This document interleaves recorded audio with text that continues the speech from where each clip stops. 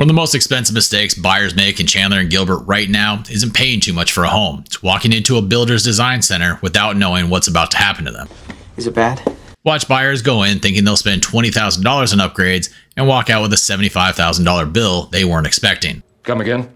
Today I'm going to break down the real numbers between new construction and resale in the East Valley so you can actually figure out which ones save you money. Let me start with what buyers actually see first, the list price. When you start shopping new construction in the East Valley right now, you're going to find a wide range depending on where you look and who's building. Production builders, the large national names, are generally starting their entry-level communities in the high 400s to mid 500s for base home before you add anything. Move into a semi-custom or boutique builder, and you're looking at $700,000 to $800,000 and well above. Luxury builders in Gilbert are starting north of $2 million. All of these figures are base prices before you choose a single finish. On the resale side, what you can find for your budget is going to depend heavily on the city and the neighborhood. In Gilbert and Chandler right now, buyers with budgets in the mid 500s to 600s have real options. Established homes with yards, pools, mature landscaping, in move-in condition. In Queen Creek and Santan Valley, the same budget often stretches further on the square footage. Gotta be aware of this stuff. So on the surface, price ranges can look similar for a lot of buyers, which is exactly why this comparison is so easy to get wrong. Here's what nobody warns you about. When you go under contract on a new build, you get a design center appointment, and the design center is where the real numbers gets built.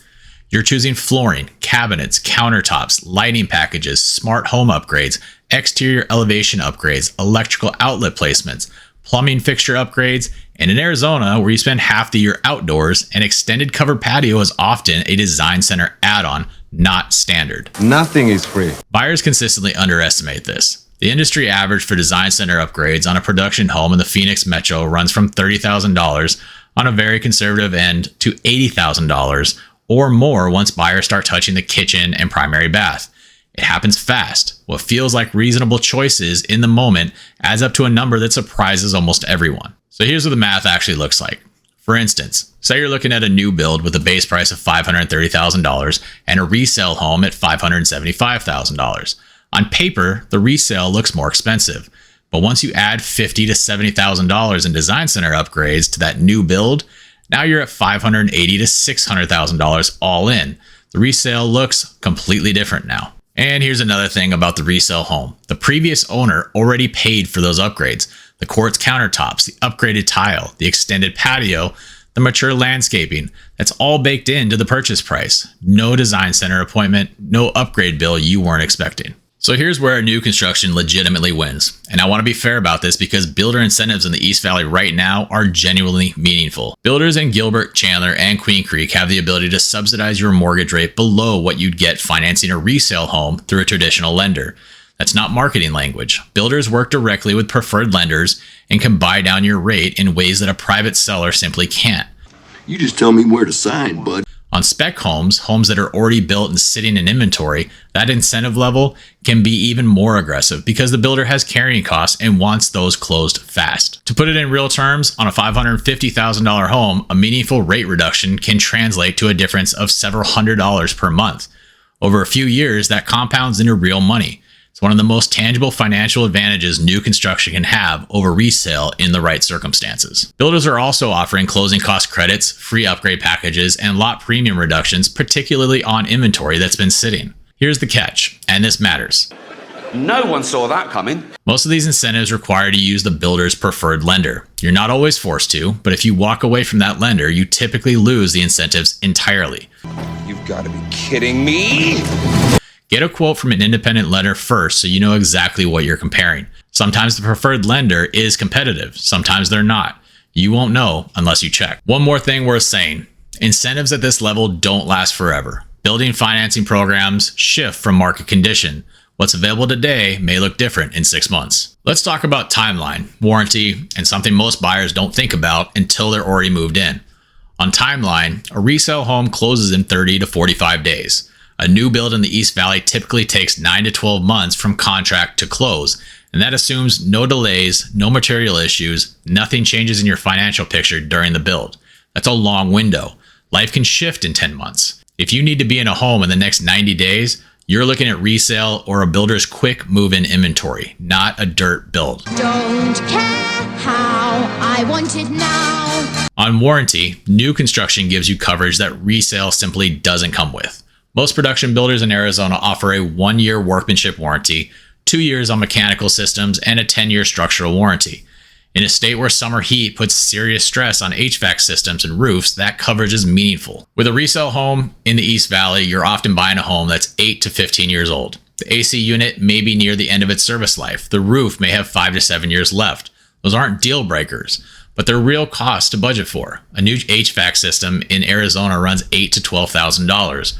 A roof replacement runs $15,000 to $25,000 and up, depending on the size. Factor that into your true cost of ownership comparison. But here's the piece that often gets left out of new construction conversation and cuts to the other direction. When you buy a new build, you are the first person who has ever lived in that home, which means you are also the first person to discover every flaw. I love surprises. New construction isn't perfect. HVAC systems need calibration. Grading and drainage issues sometimes only surface after the first heavy rain.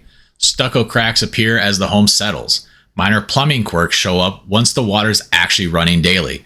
None of these are necessarily serious, but they exist, and the builder's warranty process requires you to document and report them.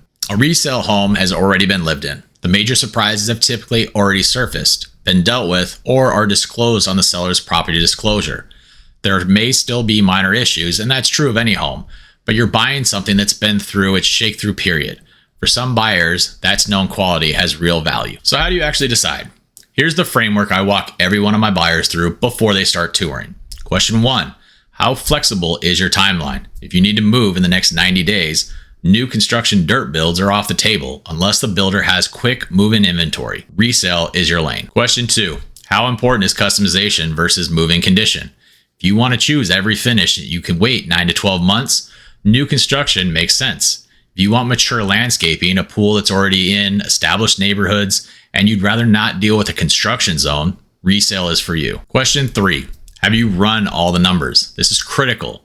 Take the new build price, add a realistic estimate for design center upgrades, subtract the builder's incentive value, then compare the total monthly payment at that builder's rate to a resale home financed at today's market rate. That math, not the base price, tells the real story. Question 4, are you building in the right community? Not all new construction communities in the East Valley are equal. I'm just kidding. But seriously.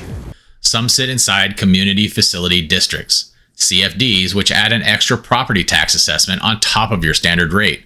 In Queen Creek especially, buyers have been caught off guard with a CFD assessment that adds $2,000 to $4,000 per year to their tax bill. Always confirm the full property tax impact before you sign with a builder. My honest recommendation, look at both. Don't close yourself off to one option before running the actual numbers side by side.